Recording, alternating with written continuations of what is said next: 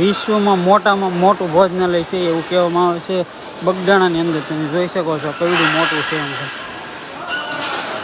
તો જય માતાજી મિત્રો, સ્વાગત છે તમારું ફરીથી આપણે એક નવા વ્લોગમાં. તો આજે આપણે જવાનું છે બગદાણા ગુરુ આશ્રમ. નીકળીએ હવે ફટાફટ બગદાણા જવા માટે, ને આપણી ગાડી જો અહીં પડી છે. તો ચાલો આપણે નીકળીએ બગદાણા જવા માટે.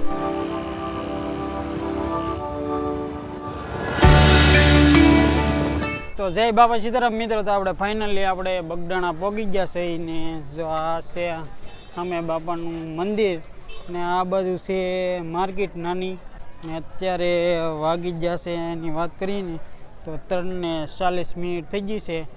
અહીં જો સામે સાઈડ છે ને ના ચપ્પલ ઘર કરી નાખ્યું છે. પહેલાં છે ને આ દરવાજા ઉપર બધાના ચપ્પલ પડ્યા રહેતા, એટલે એ માટે એક સારામાં સારી સુવિધા કરી છે કે ઓલા પર તમારે ચપ્પલ મેકી અને ટોકન લઈ લેવાનું, અને પાછા દર્શન કરીને આવો ને એટલે પછી જેમ ટોકન આપજો એટલે તમને ચપ્પલ દેવામાં આવશે. તો જો અહીંયા બધી ચાલુ છે ચપ્પલ લેવાનું અને દેવાનું. તો ચાલો આપણે પણ ટોકન લઈ લઈએ.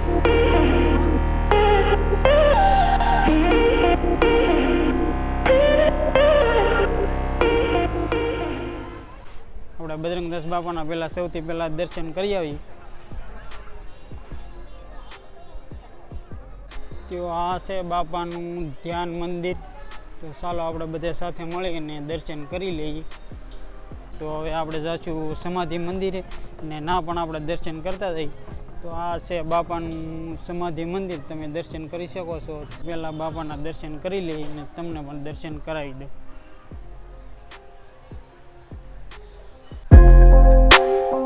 આપણે સમાધિ મંદિરે પણ દર્શન કરી લીધા છે, અને હવે જવાનું છે આપણે બાપાના ધ્યાન મંદિર છે ત્યાં. ને ત્યાં એક વડલો પણ છે. જો તમારા ભાગમાં હોય ને તો એ વડલામાં બજરંગદાસ બાપાનું દર્શન થાય છે. તો ફાઇનલ મિત્રો, આ છે બાપાનું ધ્યાન મંદિર, અને અહીંયા બેસી અને બજરંગદાસ બાપા ધ્યાનમાં બેસતા. તો તમે દર્શન કરી શકો છો.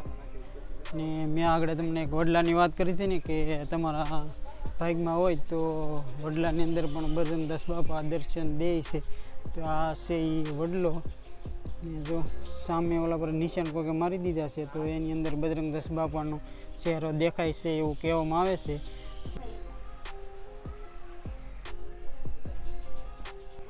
ને અહીંથી આપણે જવાનું છે મંદિરની ઉપર. તો ના જઈને હું તમને દર્શન કરાવી દઉં બજરંગદાસ બાપાના.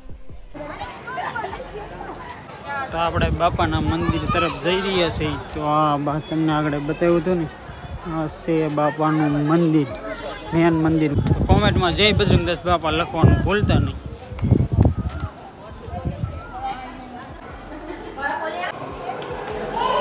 તો ફાઇનલ મિત્રો, આપણે આવી ગયા છીએ બાપાના મંદિરની અંદર. આ છે આપણું બાપાનું મંદિર. તો ચાલો અહીંયા પણ આપણે બધા સાથે મળી અને દર્શન કરી લઈએ.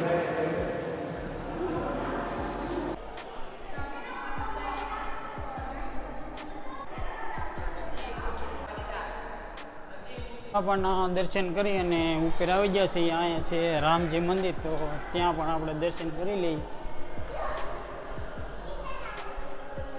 આ છે રામજી મંદિર. તો ચાલો આપણે બધા ફરીથી સાથે મળી અને દર્શન કરી લઈએ.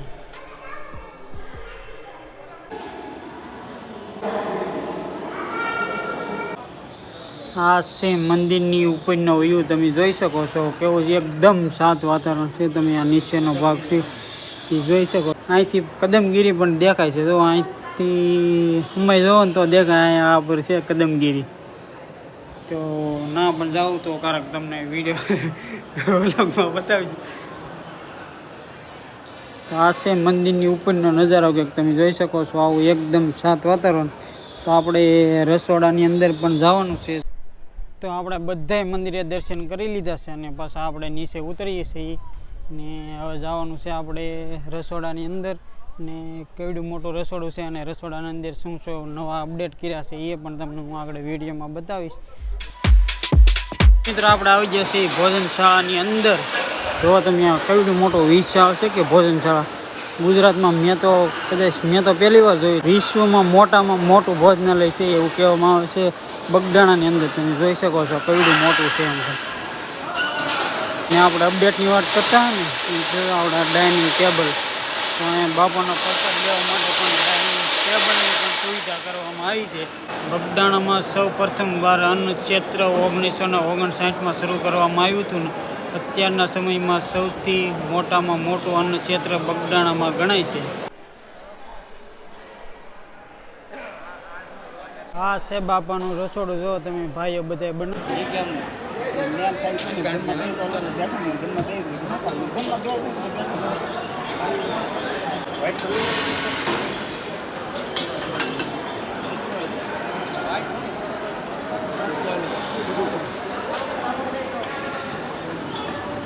જેવા અમે પ્રસાદી લઈને બહાર આવ્યા તો વરસાદ આવે એવું ફૂલ થઈ ગયેલું છે. તો આપણે ઘડીક વાર હજી ખમશું અને આપણે માર્કેટની અંદર જવાનું છે. એ પણ હું આગળ માર્કેટ દેખાડી. દેશભક્તિની વાત આવે ને તો સૌથી પહેલાં બજરંગદાસ બાપાની પણ યાદ આવી જાય, કેમ કે તેના પોતાના આશ્રમને દેશ માટે એ 3 વાર હરાજી કરી દીધી. પહેલી વાર આશ્રમની હરાજી 1962માં કરી હતી.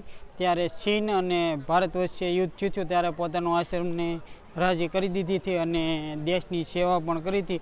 અને બીજી વાર પણ 1965માં પણ આશ્રમની હરાજી કરી દીધી હતી અને ત્રીજી વાર પણ 1971માં આશ્રમની હરાજી કરી દીધી. ત્યારે ભારત અને પાકિસ્તાનનું યુદ્ધ થયું ત્યારે પણ આશ્રમની હરાજી કરી અને દેશની સેવા કરી હતી. તો આપણે દર્શન કરી અને બાપાનો પ્રસાદ લઈને પણ આપણે આવી ગયા છીએ બહાર. તો સૌથી પહેલાં આપણે ચપ્પલ લઈ આવીશું અને પીછે જાઉં આપણે માર્કેટની અંદર. તો અત્યારે ધીમો ધીમો વરસાદ ચાલુ થઈ ગયો છે બગદાણાની અંદર ને અમે જઈએ છીએ માર્કેટની અંદર. તો ચાલો આપણે એક આંટો માર્કેટની અંદર મારતા હોઈએ અને આપણે એક લેવાની છે ટોપી. તો ટોપી પણ મળી જાય તો લેતા હોઈએ અને હું તમને પણ માર્કેટ દેખાડી દઉં. તો આવી ક્યાંક છે બગદાણાની અંદર માર્કેટ. તો જો અહીંયા આપણને ટોપી મળી જાય એવું કહેવામાં આવે છે. તો ટોપી ગોતી લઈ જો મળી જાય તો. ટોપીના ઢગલા છે.